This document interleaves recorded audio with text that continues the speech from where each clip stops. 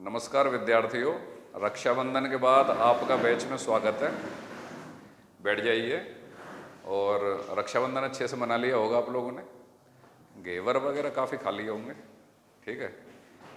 अच्छा, रक्षाबंधन पे एक मिठाई बनती है सेवइयाँ, जिसको सेवई बोलते हैं भरतपुर की साइड में। तो क्या वो पुराने ज़माने में तो वो चलती थी, तो आजकल चल रही है क्या?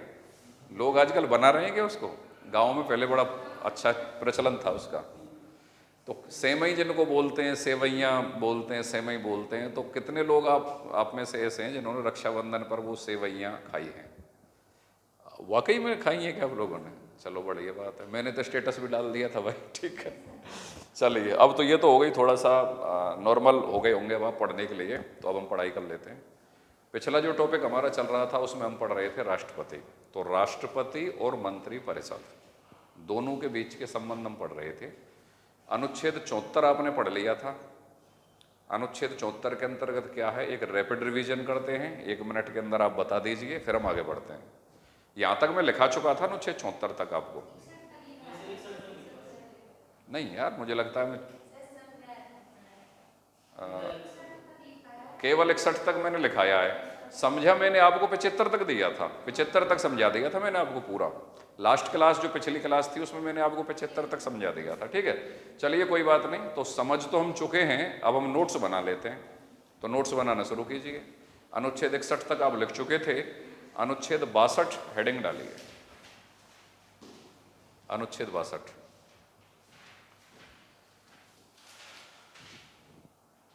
लिखो डैश डाल के। राष्ट्रपति की अनुपस्थिति में उपराष्ट्रपति, राष्ट्रपति की अनुपस्थिति में उपराष्ट्रपति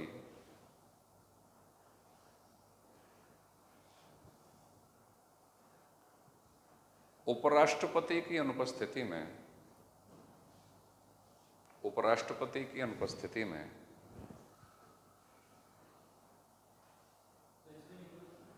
इसी में लिखना है, बाकी कोई दूसरी कॉपी हो तो वहां पे भी देख सकते हो। इसी में मतलब अनुच्छेद 62 में लिख रहे हैं आप।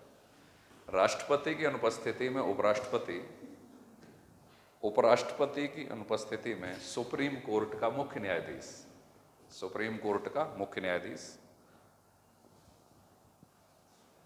उसकी भी अनुपस्थिति में, उसकी भी अनुपस्थिति में सुप्रीम कोर्ट का अन्य न्यायाधीश, उसकी भी अनुपस्थिति में सुप्रीम कोर्ट का अन्य न्यायाधीश राष्ट्रपति के पद का निर्वहन करता है, राष्ट्रपति के पद का निर्वहन करता है। लिख लिया? सुनो मेरी बात, हमने लिखा है राष्ट्रपति की अनुपस्थिति में उपराष्ट्रपति, उपराष्ट्रपति की अनुपस्थिति में सुप्रीम कोर्ट का मुख्य न्यायाधीश, और उसकी भी अनुपस्थिति में सुप्रीम कोर्ट का अन्य न्यायाधीश लिखा है ना। तो सुप्रीम कोर्ट का अन्य वरिष्ठ न्यायाधीश, वरिष्ठ शब्द जोड़ दो, उसकी भी अनुपस्थिति में सुप्रीम कोर्ट का अन्य वरिष्ठ न्यायाधीश, वरिष्ठ न्यायाधीश, वरिष्ठ शब्द को जोड़ दो। लिख लिया? राष्ट्रपति के पद का निर्वहन करता है, लेकिन किसी भी स्थिति में, वाक्य को आगे बढ़ाओ यहीं पे ही, लेकिन किसी भी स्थिति में, किसी भी स्थिति में राष्ट्रपति के पद को, लेकिन किसी भी स्थिति में राष्ट्रपति के पद को, राष्ट्रपति के पद को 6 माह के अंदर, 6 माह के अंदर भर लिया जाना चाहिए। किसी भी स्थिति में राष्ट्रपति के पद को 6 माह के अंदर भर लिया जाना चाहिए। लिख लिया? अनुच्छेद 71 लिखिए। अब आप देखो, 62 के बाद 63 से उपराष्ट्रपति स्टार्ट हो जाएगा। तो हम यहाँ पढ़ रहे हैं राष्ट्रपति, तो केवल उन अनुच्छेदों को उठा के रख लेते हैं जिनमें राष्ट्रपति का प्रावधान है। अनुच्छेद 71 लिखें। लिखिए, राष्ट्रपति तथा उपराष्ट्रपति के, राष्ट्रपति तथा उपराष्ट्रपति के, राष्ट्रपति तथा उपराष्ट्रपति के निर्वाचन से संबंधित, निर्वाचन से संबंधित विवाद का निर्णय, राष्ट्रपति तथा उपराष्ट्रपति के निर्वाचन से संबंधित विवाद का निर्णय सुप्रीम कोर्ट करता है। सुप्रीम कोर्ट या सर्वोच्च न्यायालय लिख सकते हैं आप, सुप्रीम कोर्ट करता है। ठीक है, लेकिन सुप्रीम कोर्ट का निर्णय देने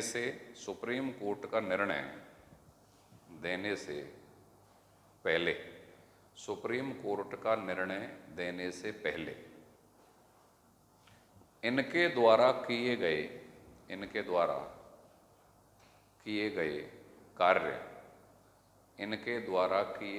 कार्य विधि मान्य होंगे।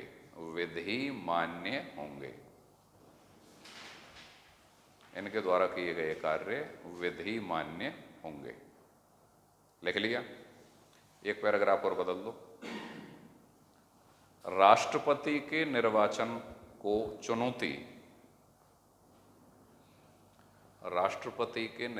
को चुनौती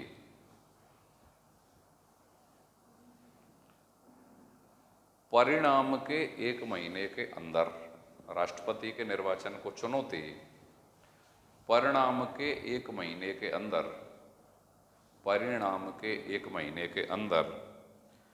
केवल निर्वाचक गण के सदस्य ही दे सकते हैं। परिणाम के 1 महीने के अंदर केवल निर्वाचक गण के सदस्य या अन्य उम्मीदवार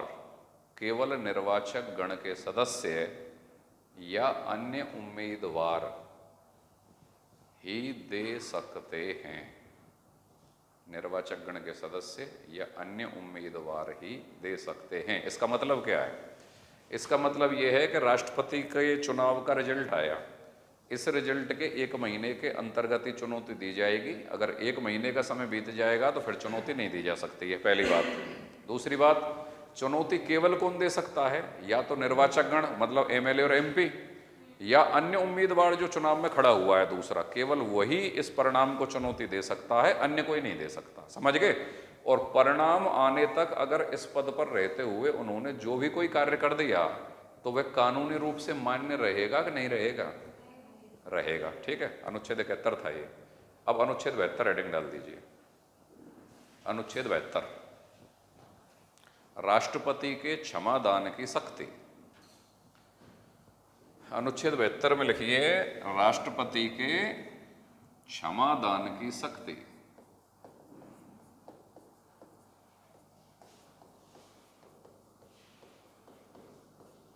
राष्ट्रपति के क्षमादान की शक्ति लिखिए भाई, डैश डाल के। राष्ट्रपति के क्षमादान की शक्ति का विस्तार, राष्ट्रपति के क्षमादान की शक्ति का विस्तार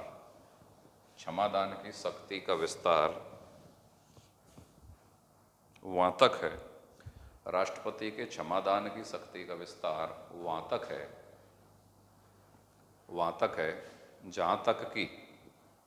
जहां तक कि संघ की कार्यपालिका शक्ति का विस्तार है। जहां तक कि संघ की कार्यपालिका शक्ति का विस्तार है। पैराग्राफ बदल के लिखो, राष्ट्रपति भारत राज्य क्षेत्र के अंतर्गत, राष्ट्रपति भारत राज्य क्षेत्र के अंतर्गत किसी भी न्यायालय के द्वारा, कि भारत राज्य क्षेत्र के अंतर्गत किसी भी न्यायालय के द्वारा, और कोष्टक में लिख दोगे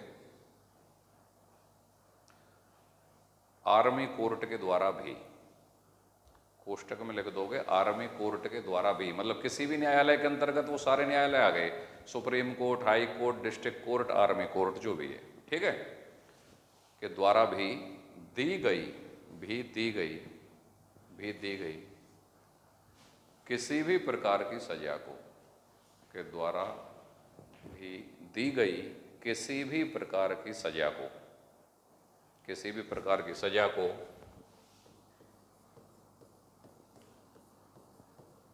पूर्ण रूप से माफ, पूर्ण रूप से माफ, पूर्ण रूप से माफ कर सकता है, पूर्ण रूप से माफ कर सकता है, कोमा कम कर सकता है, कम कर सकता है, स्थगित कर सकता है, स्थगित कर सकता है, या उसका स्वरूप बदल सकता है। पूर्ण रूप से माफ कर सकता है, कम कर सकता है, स्थगित कर सकता है, या उसका स्वरूप बदल सकता है।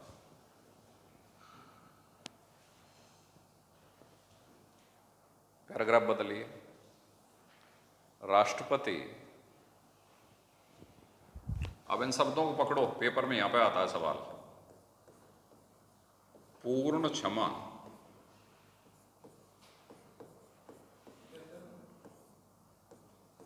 पैराग्राफ बदल के राष्ट्रपति पूर्ण क्षमा, ये शब्द आपके संविधान की किताबों में लिखे हुए हैं, बेयर एक्ट में और उनमें, तो एग्जामिनर इन शब्दों को पकड़ता है। पूर्ण क्षमा विराम लघुकरण या परिहार,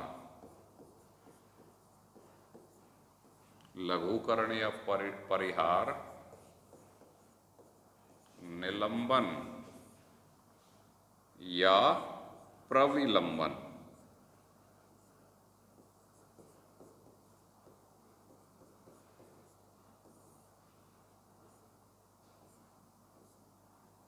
निलंबन या प्रविलंबन, किसी भी प्रकार की सजा को पूर्ण क्षमा, विराम, लघुकरण या परिहार, निलंबन या प्रविलंबन कर सकता है, कर सकता है।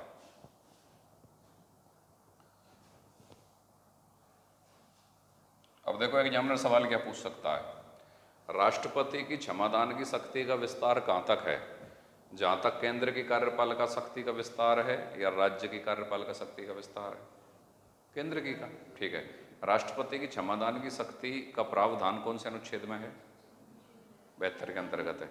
राष्ट्रपति के क्षमादान की शक्ति, राष्ट्रपति के क्षमादान की शक्ति के अंतर्गत निम्नलिखित में से क्या नहीं आता है?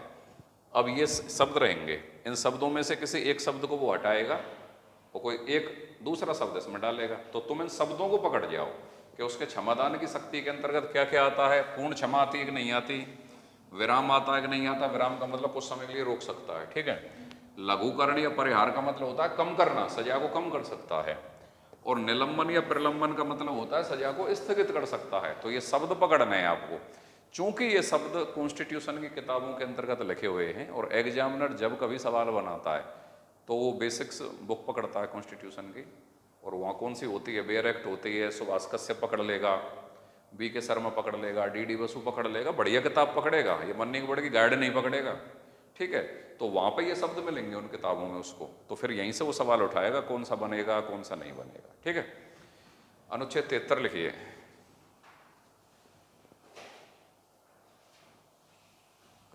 अनुच्छेद 73,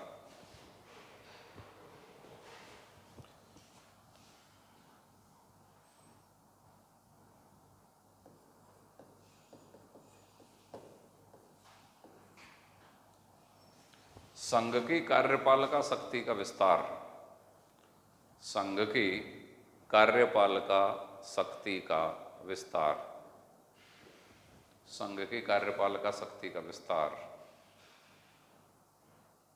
वहां तक है, संघ की कार्यपालिका शक्ति का विस्तार वहां तक है जहां तक कि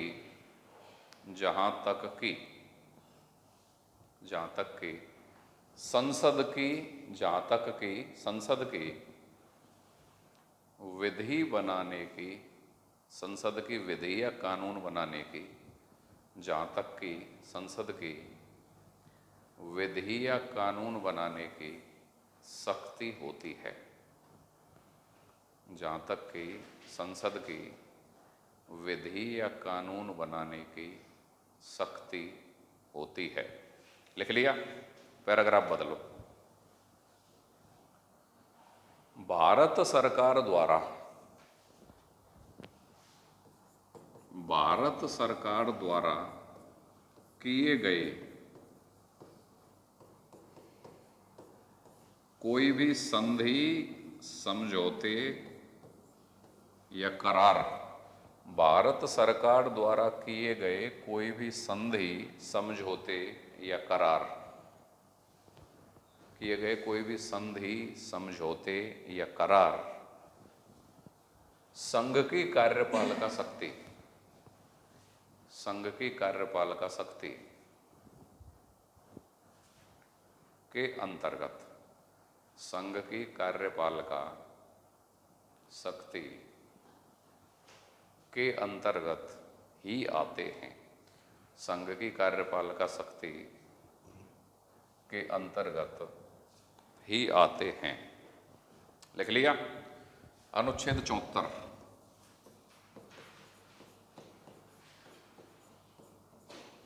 अनुच्छेद 74 में लिखिए। पहले तो 74(1) लिखो। अनुच्छेद 74 के अंतर्गत लिख रहे हो आप, 74(1) डैश डाल के लिखिए। राष्ट्रपति के कार्यों में, राष्ट्रपति के कार्यों में सहायता और सलाह, राष्ट्रपति के कार्यों में सहायता और सलाह देने के लिए, सहायता और सलाह देने के लिए एक मंत्री परिषद होगी। राष्ट्रपति के कार्यों में सहायता और सलाह देने के लिए एक मंत्री परिषद होगी, जिसका मुखिया, जिसका मुखिया प्रधानमंत्री होता है। एक मंत्री परिषद होती है जिसका मुखिया प्रधानमंत्री होता है। मुखिया कौन होता है भाई? प्रधानमंत्री होता है। राष्ट्रपति, राष्ट्रपति ऐसी मंत्री परिषद की, ऐसी मंत्री परिषद की सलाह के अनुसार कार्य करता है। राष्ट्रपति ऐसी मंत्री परिषद की सलाह के अनुसार कार्य करता है। वह मंत्री परिषद की सलाह को, वह मंत्री परिषद की सलाह को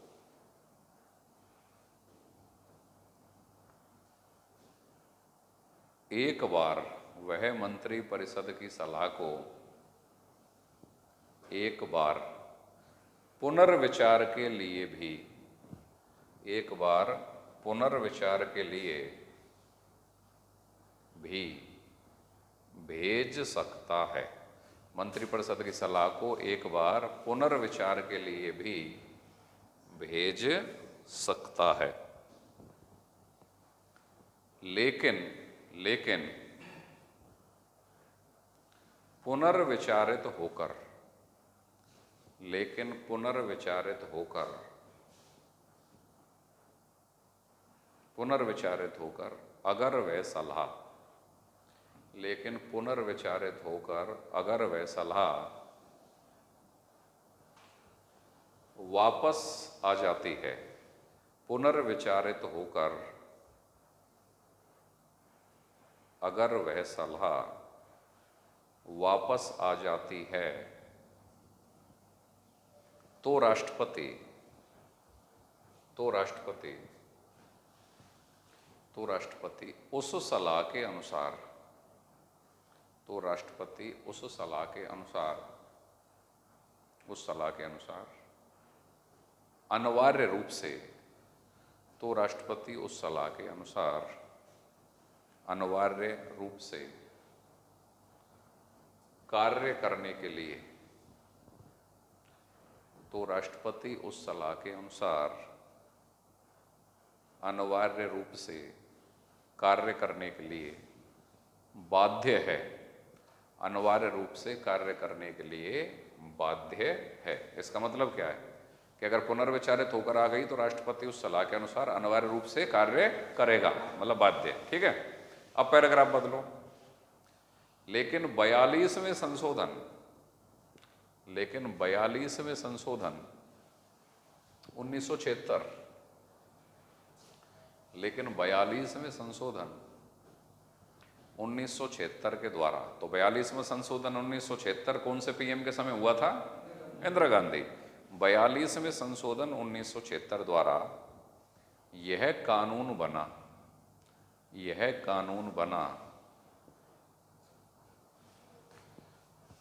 कि राष्ट्रपति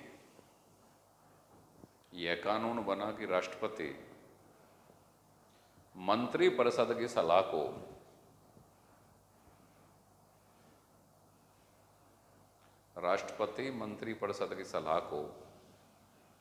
अनिवार्य रूप से मानेगा। राष्ट्रपति मंत्रिपरिषद की सलाह को अनिवार्य रूप से मानेगा। कोष्टक में लिखिए, मतलब पुनर्विचार के लिए नहीं भेज सकता। अनिवार्य रूप से मानेगा मतलब पुनर्विचार के लिए नहीं भेज सकता। अनिवार्य रूप से मानेगा मतलब पुनर्विचार के लिए नहीं भेज सकता। लेकिन 44वें संशोधन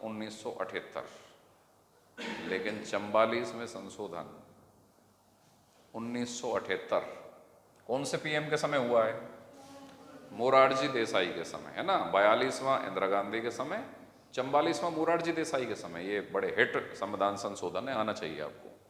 लेकिन 44वें संशोधन 1978 के द्वारा मंत्रिपरिषद की सलाह को 44वें संशोधन 1978 द्वारा मंत्रिपरिषद की सलाह को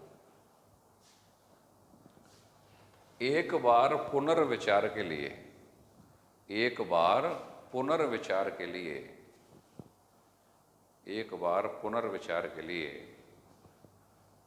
भेजने का प्रावधान बना। मंत्रिपरिषद की सलाह को एक बार पुनर्विचार के लिए भेजने का प्रावधान बना। समझ में आ गई बात? ठीक है।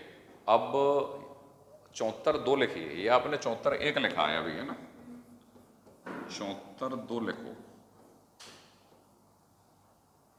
74(2) लिखिए। मंत्रिपरिषद द्वारा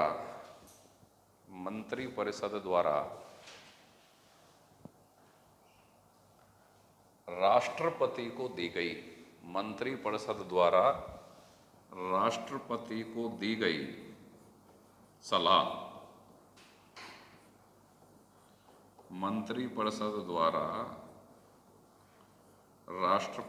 दी गई सलाह न्याय योग्य या वाद योग्य नहीं है।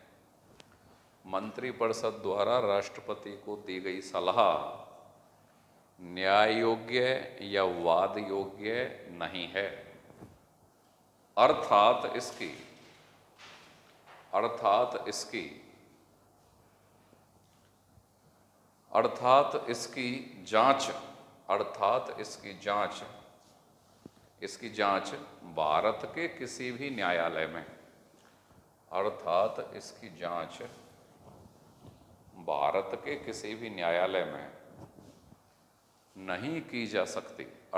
इसकी जांच भारत के किसी भी न्यायालय में नहीं की जा सकती।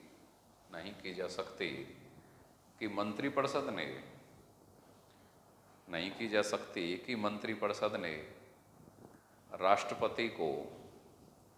मंत्रिपरिषद ने राष्ट्रपति को क्या सलाह दी है। इसकी जांच भारत के किसी भी न्यायालय में नहीं की जा सकती कि मंत्रिपरिषद ने राष्ट्रपति को क्या सलाह दी है। बात क्लियर भाई? देखो बिल्कुल एग्जैक्ट उन्हीं शब्दों के द्वारा पढ़ाया जा रहा है। इसमें से क्या आपको लगता है कि आप एक भी शब्द को हटा सकते हो? कॉन्स्टिट्यूशन का निचोड़ सरल भाषा में, जिससे कि आराम से समझ में आ रहा होगा। हाँ भाई, तुम्हारे समझ में आ रहा है कि नहीं आ रहा? आ रहा है? सचमुच में ही आ रहा है या मेरे सम्मान की भावना से ज़्यादा प्रेरित हो गए हो? सचमुच में ही आ रहा है? फिर एक बार में इतना आसानी से कैसे आ गया? इतना सरल सब्जेक्ट तो नहीं है।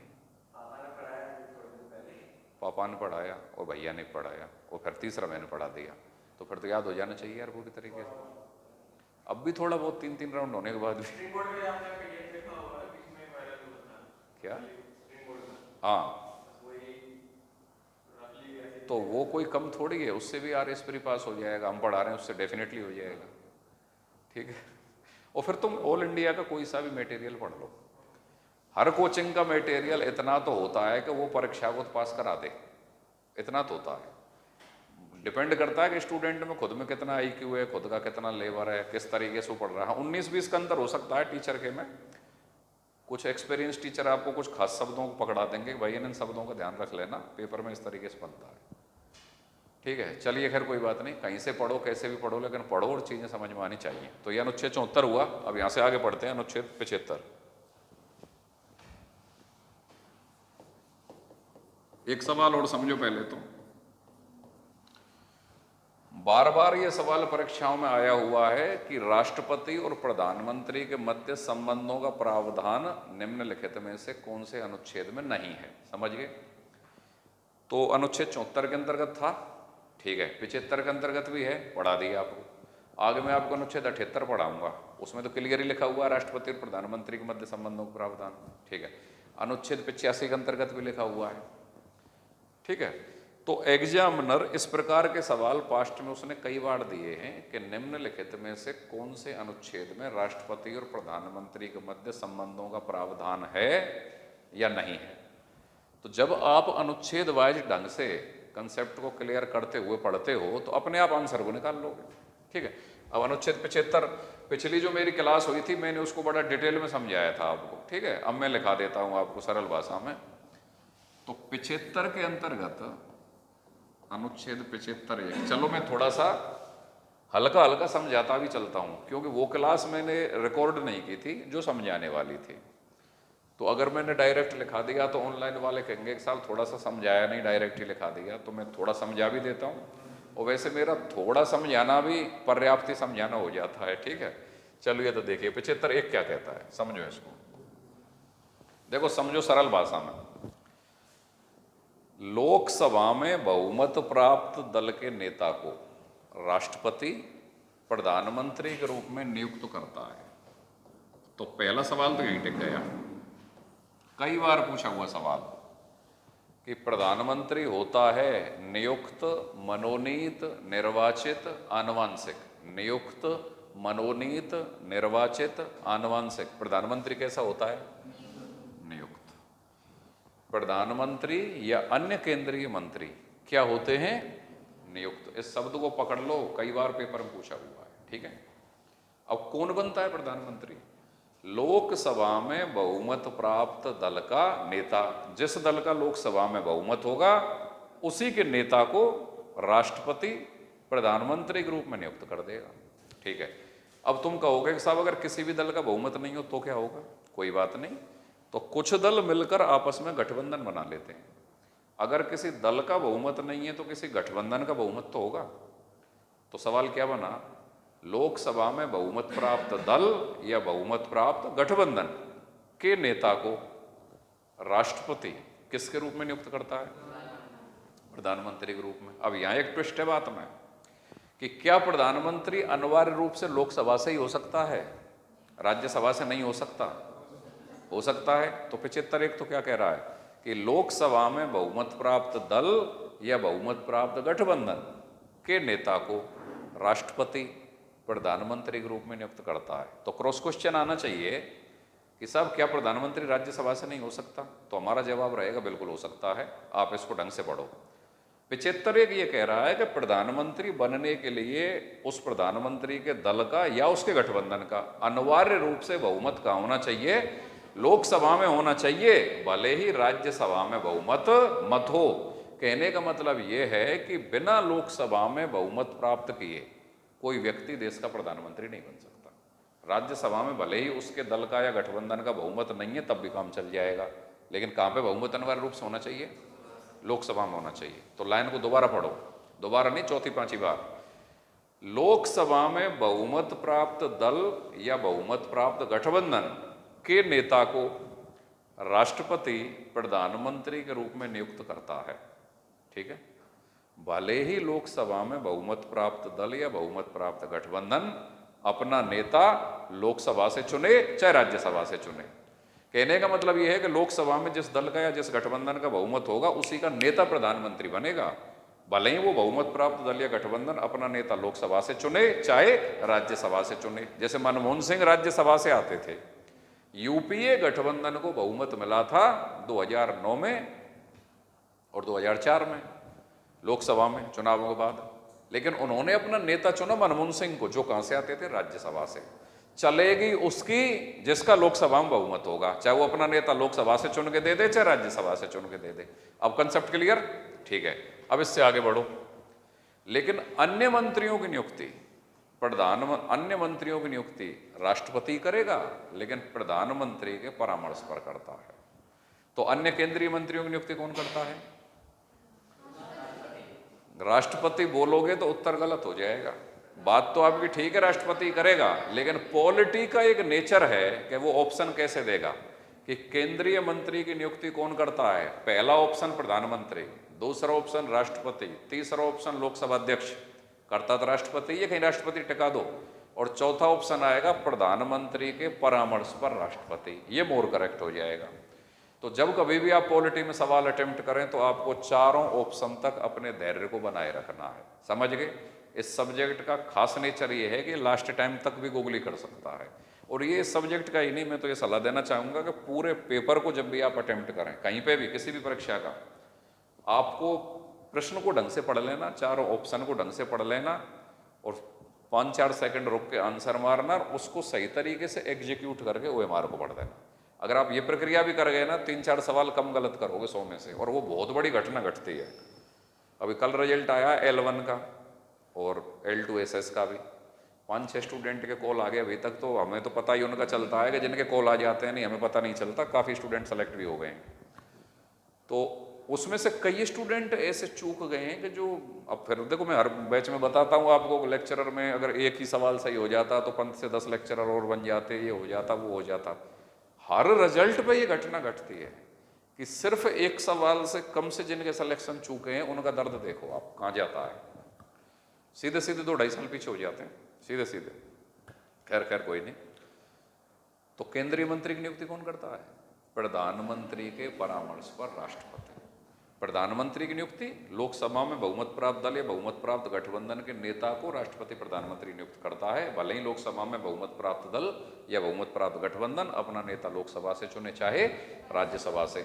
अन्य केंद्रीय मंत्रियों की नियुक्ति राष्ट्रपति करेगा, लेकिन प्रधानमंत्री के परामर्श पर करता है। अब यहां से आगे की डिबेट बड़ी तसल्ली से और ध्यानपूर्वक सुननी है आपको।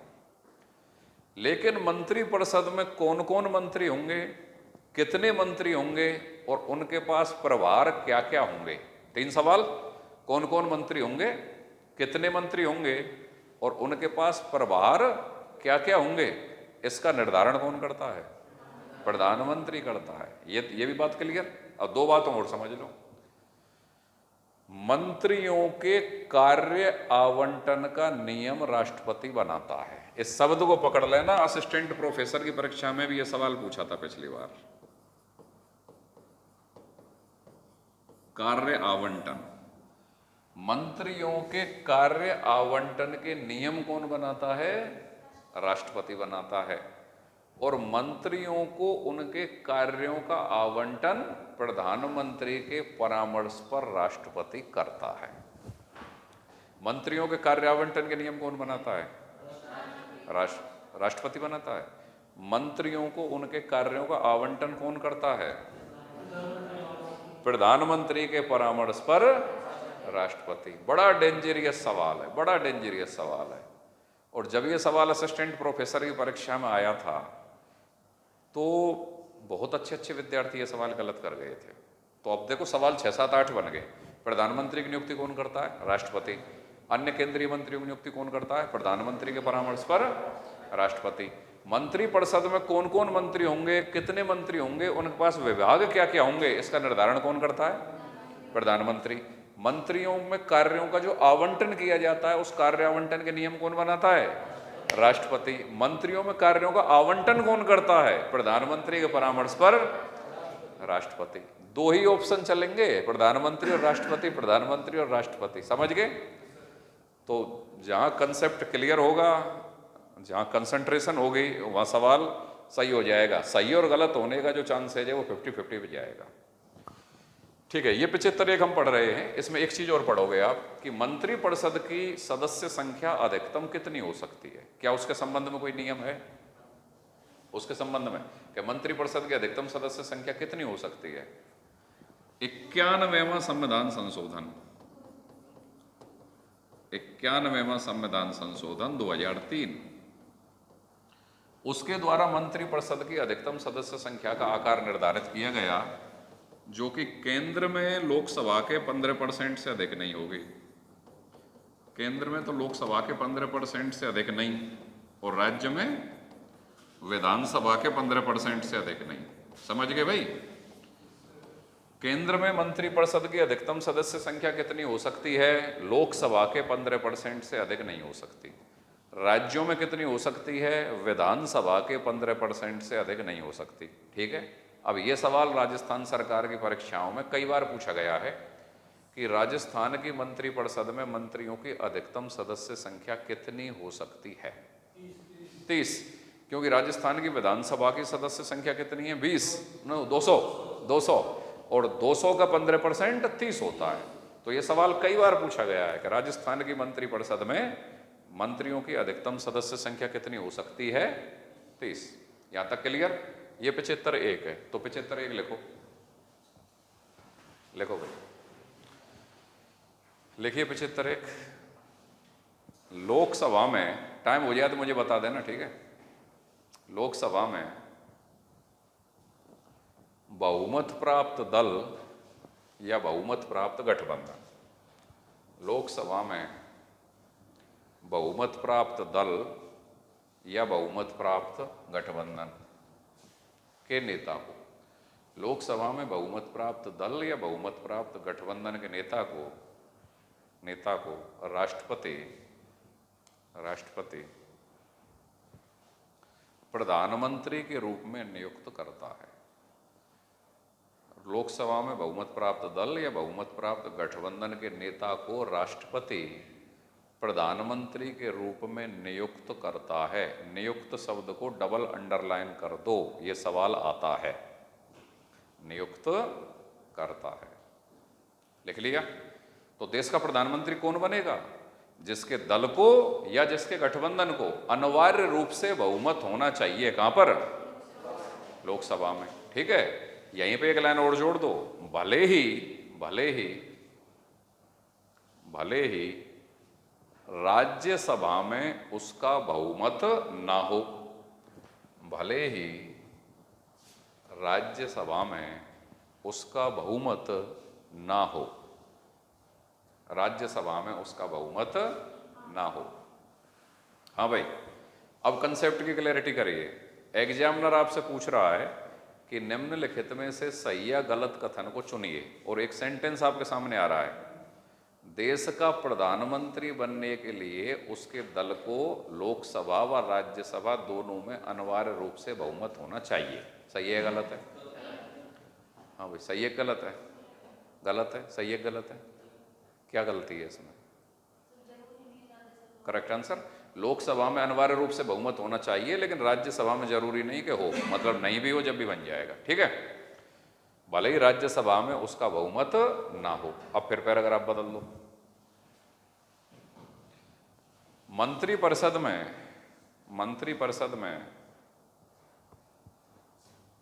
कौन कौन मंत्री होंगे? मंत्रिपरिषद में कौन कौन मंत्री होंगे? कितने मंत्री होंगे? मंत्रिपरिषद में कौन कौन मंत्री होंगे? कितने मंत्री होंगे? उनके पास विभाग क्या क्या होंगे। मंत्रिपरिषद में कौन कौन मंत्री होंगे, कितने मंत्री होंगे, उनके पास विभाग क्या क्या होंगे, उनके पास विभाग क्या क्या होंगे, इसका निर्धारण, कौन कौन मंत्री होंगे, कितने मंत्री होंगे, उनके पास विभाग क्या क्या होंगे, इसका निर्धारण प्रधानमंत्री करता है। प्रधानमंत्री को अंडरलाइन कर लो। इसका निर्धारण प्रधानमंत्री करता है। कौन करता है भाई? प्रधानमंत्री करता है। ठीक है, फिर पैराग्राफ बदल दो, पैराग्राफ बदल दो। मंत्रिपरिषद में मंत्रिपरिषद में मंत्रियों के कार्य आवंटन के नियम, इस शब्द को अंडरलाइन डालो, कार्य आवंटन के नियम। मंत्रिपरिषद में मंत्रियों के कार्य आवंटन के नियम राष्ट्रपति बनाता है। कार्य आवंटन के नियम राष्ट्रपति बनाता है। एक पॉइंट और लिखो फिर इसमें, मंत्रियों को उनके कार्यों का आवंटन, मंत्रियों को उनके कार्यों का आवंटन, मंत्रियों को उनके कार्यों का आवंटन प्रधानमंत्री के परामर्श पर राष्ट्रपति, अंडरलाइन, मंत्रियों को उनके कार्यों का आवंटन प्रधानमंत्री के परामर्श पर राष्ट्रपति करता है। कार्य आवंटन कौन करता है भाई? एक ऑप्शन था प्रधानमंत्री करता है, एक ऑप्शन था राष्ट्रपति करता है, एक ऑप्शन था प्रधानमंत्री के परामर्श पर राष्ट्रपति करता है। ठीक है जी, क्लियर हो? अंडरलाइन कर लो भाई, चूक नहीं जाए कोई सा। ठीक है चलिए, अरे ये बात खाली अंडरलाइन करने से ही नहीं आएगी, खोपड़ी में भेजे में बैठे कि ना बैठे, कंसेप्ट का क्लियर होना जरूरी है। कहीं अंडरलाइन पे पूरा जोर लगा दो, डबल डबल कर ले वाय पर नहीं, वो तो कोई से ही एक पेन तक कर, अगर समझ में आ जाए, समझ में आ रही हो बात और मुकद्दर में नौकरी लिखी हो तो अपने आप बाहर पड़ जाएगी। कई लोगों को मैं देखता हूँ, विद्यार्थियों को तीन तीन चार चार पेन रखे हैं बहुत से, तो खास बिल्कुल कोई से एक पेन से लिख लो, दिमाग में लिख लो भाई। ठीक है, चलिए अब भाई पैराग्राफ बदल दो, लिखिए मंत्रिपरिषद की अधिकतम सदस्य संख्या, मंत्रिपरिषद की अधिकतम सदस्य संख्या का निर्धारण, मंत्रिपरिषद की अधिकतम सदस्य संख्या का निर्धारण 91वें संशोधन, 91 ये लिख लेना भाई, कहीं 51 लिख लो, 51 वाला ये है मामला। 91वें संशोधन 2003, मंत्रिपरिषद की अधिकतम सदस्य संख्या का निर्धारण 91वें संशोधन 2003 के द्वारा हुआ 2003 के द्वारा हुआ, जो कि केंद्र में लोकसभा के 15% से अधिक, जो कि केंद्र में लोकसभा के 15% से अधिक नहीं होगी, केंद्र में लोकसभा के 15% से अधिक नहीं होगी, तथा राज्य में विधानसभा के